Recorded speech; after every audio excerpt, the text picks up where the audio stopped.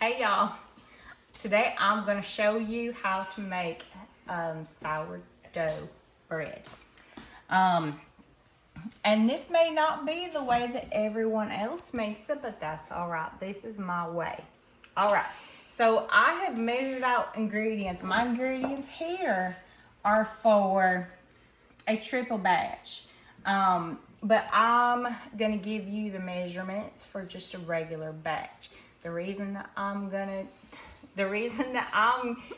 have tripled the batch is because I'm gonna show you different things that you can do with the dough. So this is kind of like my base recipe, and as some people know, I love my base recipes. All right, so first we're gonna start off with our starter. Now you need an active starter. Now, I don't know if you could just smell this through the video. This is so delicious and I love it.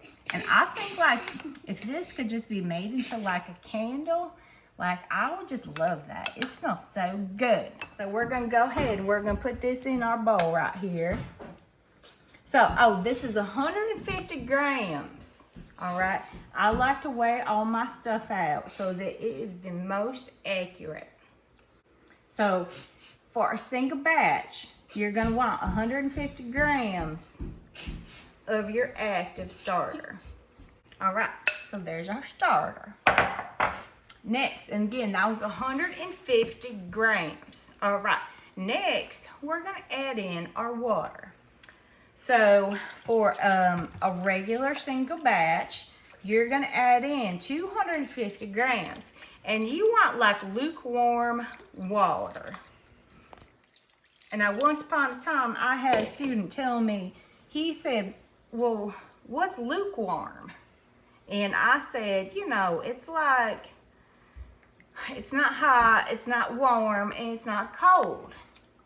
And he said, so you mean kind of like pond water, like when you go swimming and it's just kind of, you know, in between. So yeah, you want a pond water, warm, lukewarm. So you can go ahead and you can stir that together. And again, that was 250 grams of water. So next you have your yeast. I use fast rise yeast. Your instant fast rise. All right, so you are gonna want 3 grams of your yeast.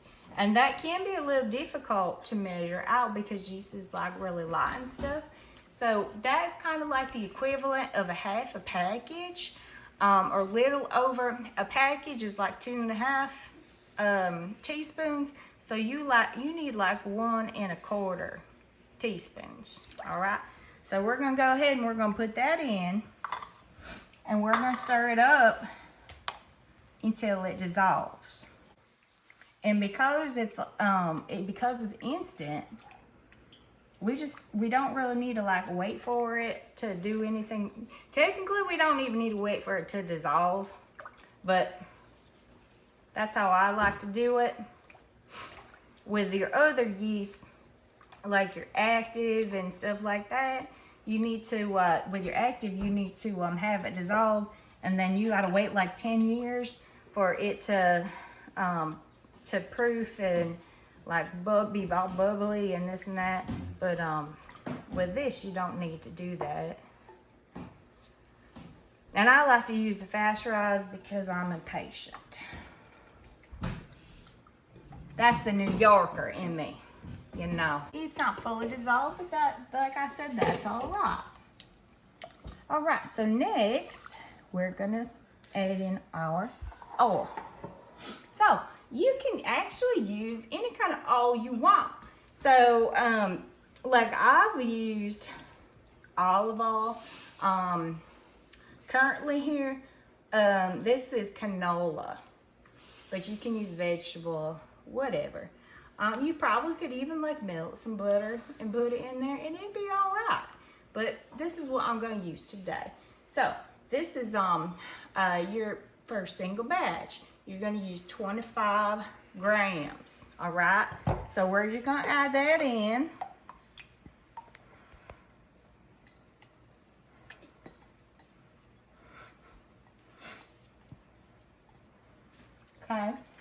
we're gonna start adding in our flour. So now with our flour, this is real important, okay? Now I'm super cheap, you know, and I don't like to shell out my pennies for the bread flour, but with this, you gotta do it. With that starter, too many times I've wasted a lot of dough because I've used them all purpose because I just been cheap. But you gotta do it. You gotta get the bread flour, all right? So you need 500 grams of bread flour, all right? So we're gonna go ahead and we're gonna start adding that in. Now again, remember, I've tripled the batch, so yours is not gonna look this large.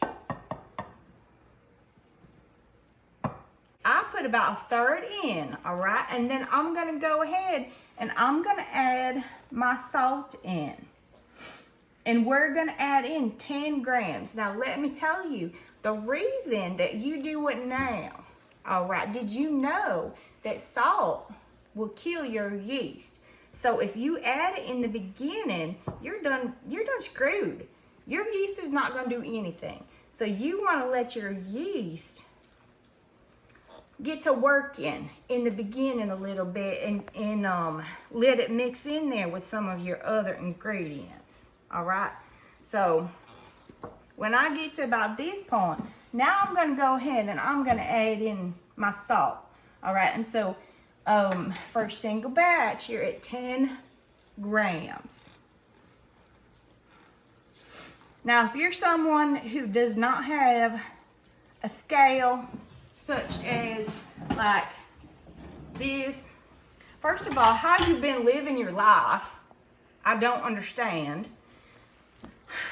Number two, like you're gonna have, if you want to like do any kind of baking, you gotta go get you one.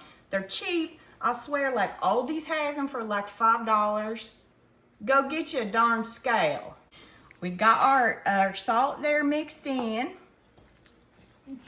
and you can do this in a mixer, by the way.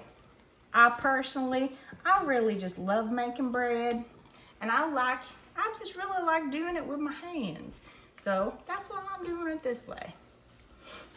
All right, so now we're gonna go ahead and we can add in the rest of our flour.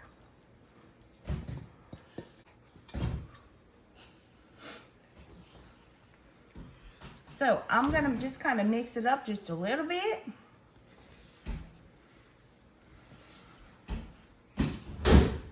And then I'm gonna dump it out on the counter. That's why I don't really care so much that, you know, I spill a little bit out of the bowl. That's all right. Now let me tell you, actually, another tool that is extremely cheap and is very helpful for this process.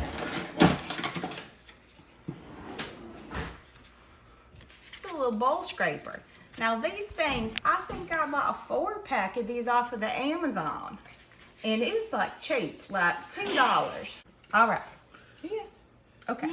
So at this point, I'm going to dump it out, and I'm going to do the rest here on the counter. I know you all were worried here because I was making a mess, but that's okay. So now we're going to finish the mixing part here just with our hands.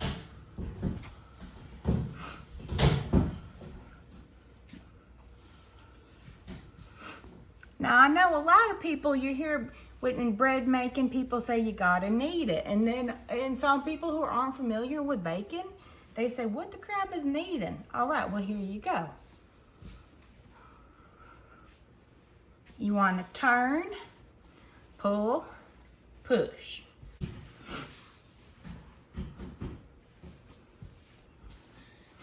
Now you see how all that flour there that y'all were worried about is getting all over?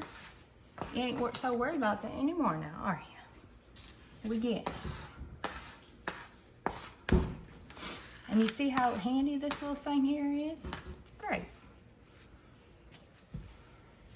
All right, so we're gonna keep doing this real quick here until all our flour is worked in. Okay. Sugar. So, all right, so we're almost there. I've gotten all my flour and stuff worked in, but if Emily can pull down, you know, show real quick, you see how you still got kind of like a cellulite you know, texture here on the top. That means that we've not kneaded quite enough yet. We're almost there. Now when you knead, it's very important to knead enough because that's when your gluten forms. All right? And you need your gluten so that your bread rises properly. So probably just like a couple more kneads of it and then we'll be done. All right, so at this point, I've kneaded, and I split my dough into two, and I put a little bit of oil in the bowls. Yes, this is my cha-ching oil because, like I said, I'm cheap. You know, doesn't need to be any fancy. I know people say, you know, all quality ingredients and stuff like that, and that's true on some things. For the most part, I think it's the technique. All right, so I have both my doughs all set, ready to go. So at this point, I am going to wrap them. And then we're gonna set them aside for their first proofing, all right? So you can either wrap them with some saran wrap, or you can do a wet towel.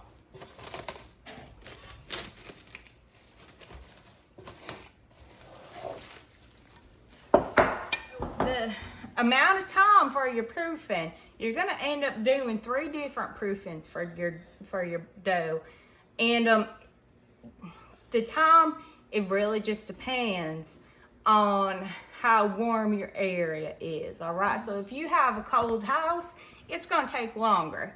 I have a proofing feature on my oven, so I'm gonna put these in the oven, and yes, with plastic wrap, because it does not get that hot. All right, I think it only goes to like, I don't know, I think it's like 175 maybe, something around there. It's under 200, you know. So I have a question. If yes. your oven does not have a proofing feature, can you just turn your oven on to the 175 yes. temperature? If it goes down that low, you most certainly can. And I have recommended that in the past. It just depends on if your oven will go down. Will it go that low? How low? How low will it go? But other than that, I have also in the past put heating pads. I know, that's quite ingenious, right? I have put heating pads under it, just when, especially if like the house is really cold. You know, things like that, just to help it along. And but other than that, this first one here should only take like maybe 15 minutes or so. All right, so first one, 15 minutes ish, depending on what your temperature is. All right, so we've done our first 15 minutes of proofing. For this one, we're really basically just kind of letting it rest for for just a few minutes. So now I'm going to take it out, and if you can tell here, your consistency, it's really smoothed out quite a bit. So now what we're gonna do, you don't need to stretch it out like that. I was just showing you, you know. All right, so we're just gonna give it just a few little turns here, a few little kneads.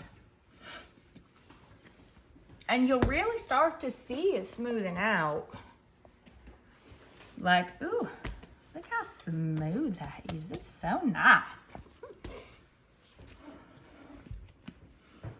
You know, just a couple. You don't really got to do a whole lot.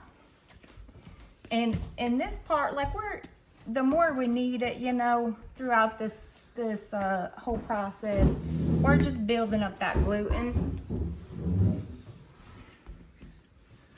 And again, the more gluten that we have, the better it will rise. All right, so just to kind of show you real quick, between the two, here's the one that I've already kneaded this, you know, just for a minute or so, and you can tell the difference here in the consistency.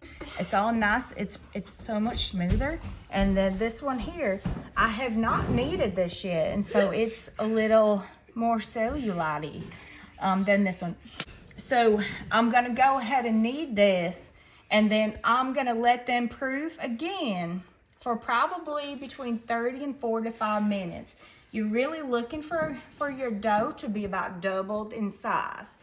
And just a side note here again, I think I had mentioned before, the reason I split them up is because I had made that bigger batch. But if you're just doing the one, you won't need to do that. You can just do one bowl. All right, so I have my dough proofing the second time for about 45 minutes. And I've already gone ahead and I've split it up because like I said before, I was gonna make it into a couple different things. So the first one I'm gonna make, I am gonna make a traditional sourdough, but the first one I'm gonna make is going to have some pesto and some of this mild cheddar cheese. And I'm gonna put it in a loaf pan. So first what I'm gonna do, I'm gonna roll it up kind of like a cinnamon roll. So I'm gonna roll it out. And what you kind of want to do is, what you're looking to do is get all of the air kind of out of it first.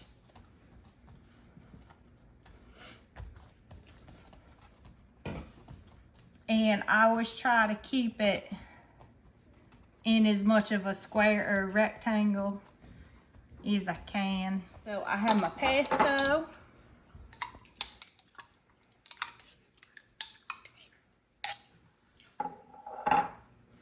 Can go ahead and I'm going to spread that on there.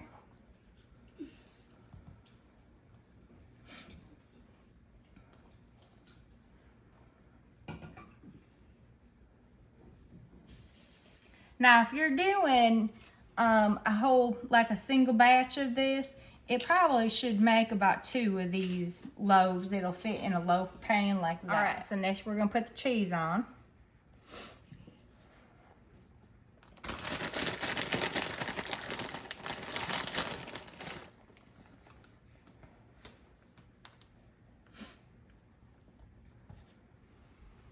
And really, you can put as much or as little on as you want.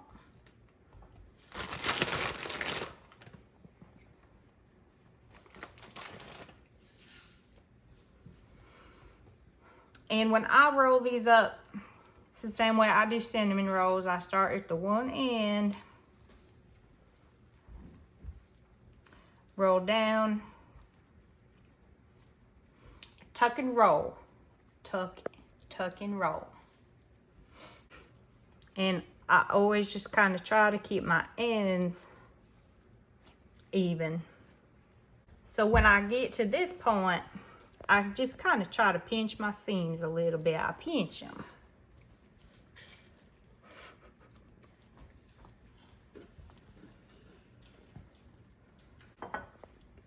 All right, and so then I'm just gonna go ahead, and I did spray this.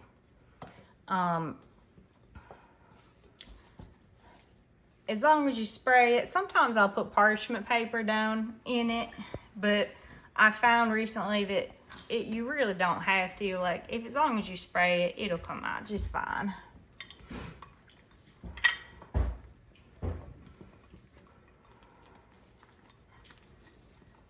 And I just kind of arrange it in there. And I have done this before, where I've swirled it like in a spiral and put it on a pan or like in a Dutch oven and baked it like that, and that comes out real nice too. But like that, when it rises again, that'll fill up the whole pan and it'll be like a loaf. like a spiraled loaf. All right, so that loaf that I just did, I went ahead and I covered it and I put it in the oven to proof. This loaf right here, this dough right here, we're gonna go ahead and shape it into a round. It's called a boule, B-O-U-L-E, a boule, sourdough boule. All right, so to do that, it's real simple, especially when the dough is like nice and soft, got little pieces of pesto right there, but that's all right. All we're gonna do is just kind of bring our bottom in together like that, so that it just forms a nice ball. All right. Throw it down on your counter, and then just kind of cup your hands and twirl it around like that. Okay. And to bake it, sometimes I do use a Dutch oven to bake it. Today I'm just gonna put it on a pan with some parchment, and I've just sprayed it lightly today. You can put cornmeal down on it if you want to. And today I just put a little bit of spray down on there so it won't stick. So from here, I'm gonna go ahead and I'm gonna score it. Now, a lot of people like to use your bread scoring tool, and that's fine. I do have those, and I use them, but most people that are at home are not probably gonna use those. But especially if you live in the South, you are gonna have your handy dandy knife. You can score this however you want, but the main thing, okay, your knife, you want your knife to be sharp, and I'm swinging this knife around like it's not, and it actually is, so I probably should be careful. You wanna go in at an angle, and probably about like a 1/4 inch or so deep. So I think I'm just gonna do like a little square design maybe. So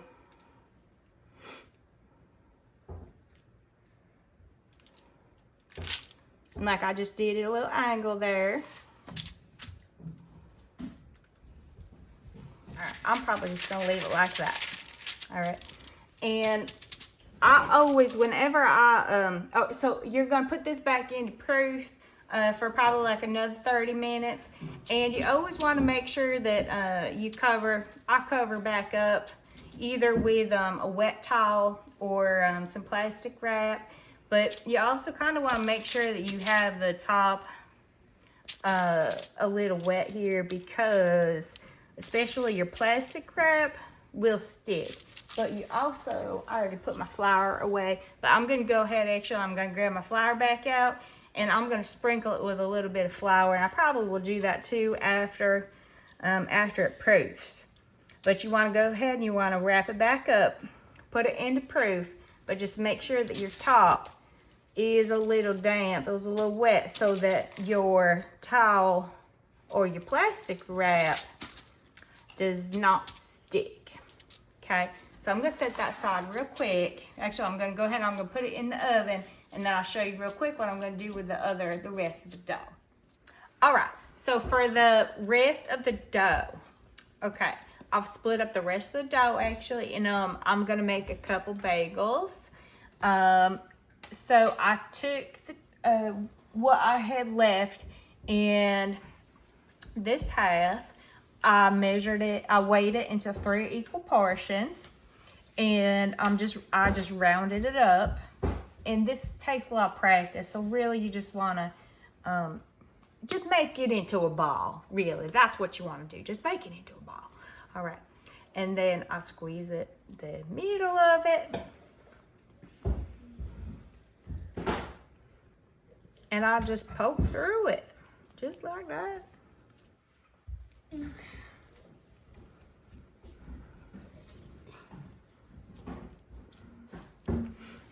And I guess when I do it, and I'm going through trying to make my hole a little bigger, I'm also pressing that seam that's there together a little bit more.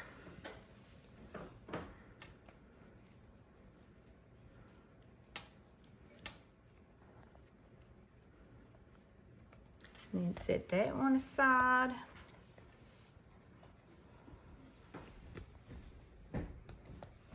And then do the same with the last one.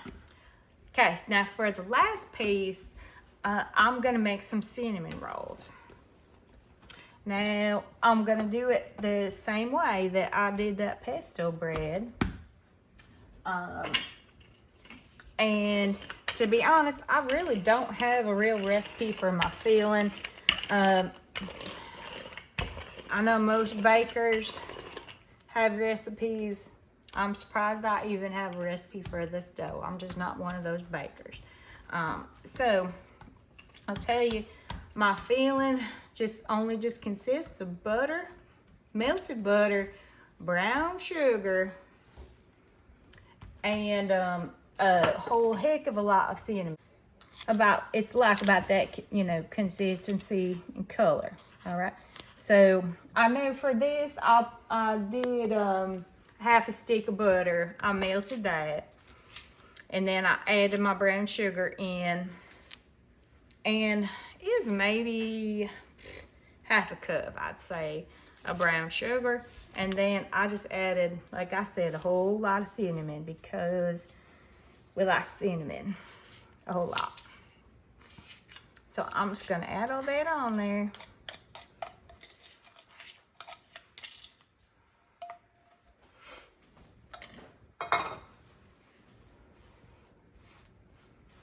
And get it all on there even. And I do like to go all the way to the sides. Some people, I think, leave it a little bit. Some people only go halfway, but I do the whole thing.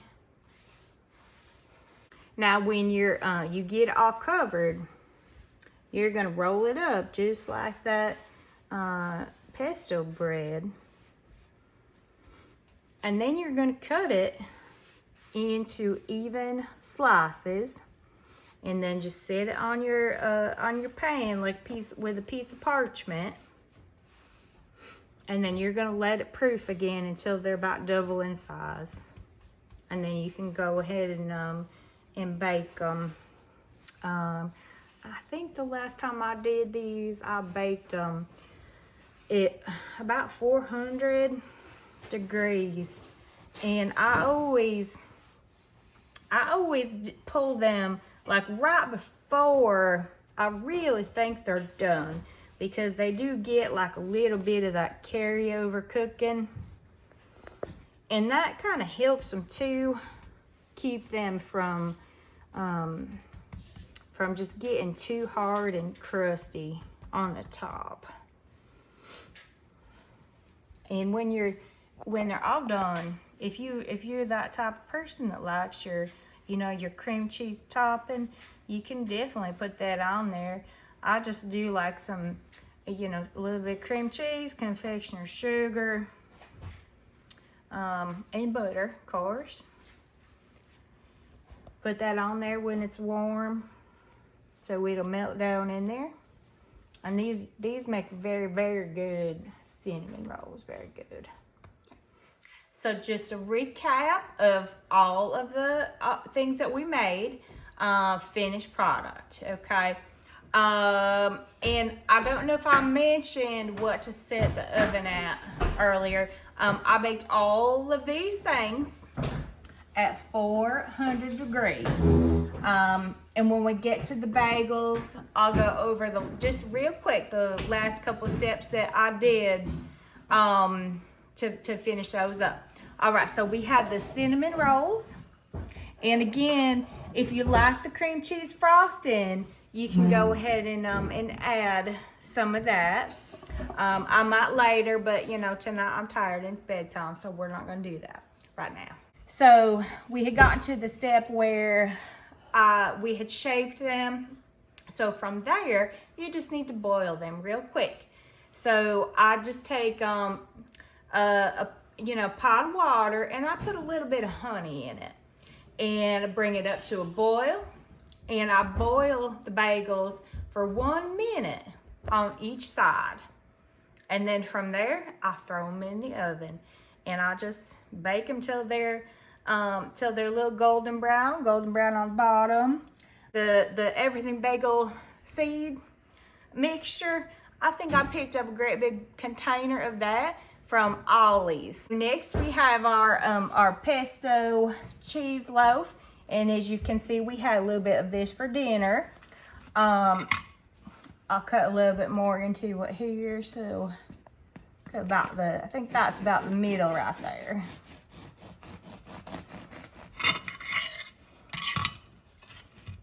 It's so pretty. That's a good one. That turned out real good. And I think it was tasty. I don't know. I can't eat, but Emily says it was tasty. All right. That turned out real good. And finally, all right. So, oh, and another thing I didn't mention, and this is real important. Because I get this question all the time. How do you tell when your bread is done? All right. So when you have, obviously, golden brown on top, but when it sounds hollow, when it's tapped, and this has been sitting for a while, but when it comes right out of the oven, when you tap it on the bottom and it sounds hollow, that's generally a good sign that it's done.